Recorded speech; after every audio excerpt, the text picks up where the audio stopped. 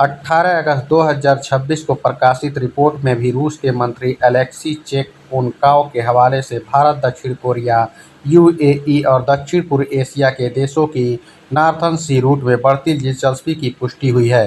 भारत 2027 में इस रूट से पहली कार्गो शिपमेंट भेजने की योजना पर भी काम कर रहा है। रूस के मुताबिक यह दिलचस्पी सिर्फ चीन तक सीमित नहीं है। चीन ने 2030 तक इस रूट से अपने कार्गो शिपमेंट को बढ़ाकर 2 करोड़ मीट्रिक टन करने का लक्ष्य रखा है, लेकिन अब भारत, दक्षिण कोरिया, यूएई और दक्षिण पूर्व एशिया के देशों की रुचि भी बढ़ रही है। और भारत के लिए यह खबर इसलिए महत्वपूर्ण है क्योंकि नई दिल्ली पहले से ही रूस के साथ आर्कटिक और मार्टिटाइम कनेक्टिविटी को लेकर बातचीत कर रही है।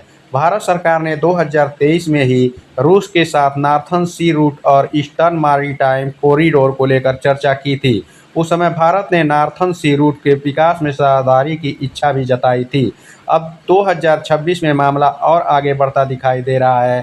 ताज़ा रिपोर्ट के मुताबिक भारत 2027 में नॉर्थर्न सी रूट के जरिए अपनी पहली कार्गो शिपमेंट भेजने की योजना पर काम कर रहा है। इसके लिए रूस के आर्कटिक क्षेत्र और भारतीय पक्ष के बीच संभावनाओं पर बातचीत चल रही है। तो आखिर इस बर्फीली समुद्री रास्ते में इतनी दिलचस्पी क्यों बढ़ रही है? इसका सबसे बड़ा कारण है समय और वैकल्पिक व्यापार मार्ग। एशिया से यूरोप तक जाने वाले जहाज़ों को पारंपरिक रूप से स्यूज कैनाल वाले मार्ग का इस्तेमाल करना पड़ता है, लेकिन भू राजनीतिक तनाव, समुद्री सुरक्षा के खतरे और अलग अलग चोक पॉइंट पर बढ़ते जोखिमों ने कंपनियों को वैकल्पिक रास्तों के बारे में सोचने पर मजबूर किया है। रूस का दावा है कि नॉर्थर्न सी रूट एशिया और यूरोप के बीच एक छोटा समुद्री विकल्प उपलब्ध करा सकता है। हालांकि तस्वीर पूरी तरह आसान नहीं है। नॉर्थर्न सी रूट के सामने कई बड़ी चुनौतियां भी हैं। आर्कटिक की कठोर मौसम परिस्थितियां, समुद्री बर्फ, महंगे ऑपरेशन, बीमा की लागत, सीमित मौसम अवधि और रूस पर लगे अंतर्राष्ट्रीय प्रतिबंध इस रूट को जटिल बनाते हैं। विशेषज्ञों ने भी चेतावनी दी है कि इसे तुरंत स्यूज कैनाल का पूर्ण विकल्प मानना सही नहीं होगा, लेकिन इसके बावजूद रूस लगातार इस रूट के बुनियादी ढांचे को विकसित करने पर जोर दे रहा है। भारत के लिए नॉर्थर्न सी रूट का महत्व सिर्फ यूरोप तक पहुंचने वाले रास्ते के तौर पर नहीं है।